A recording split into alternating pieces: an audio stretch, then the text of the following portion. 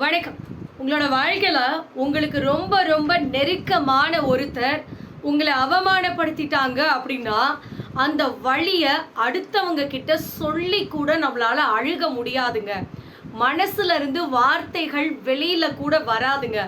அந்த அளவுக்கு மனசு அவ்வளோ கனமாவும் ரணமாவும் இருக்கும்.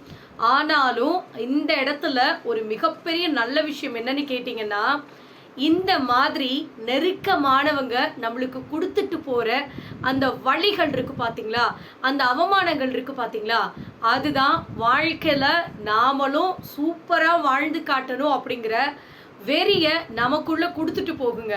ஸோ யாராவது உங்களை கஷ்டப்படுத்திட்டு போறாங்க, அவமானப்படுத்திட்டு போறாங்க அப்படின்னா வருத்தமே படாதீங்க. எல்லாமே நல்லதுக்கு அப்படின்னு பாசிட்டிவாக கொண்டு போங்க. இந்த வீடியோ உங்களுக்கு சரின்னு பட்டுச்சுன்னா மறக்காம கமெண்ட் பண்ணுங்க. நன்றி, வணக்கம்.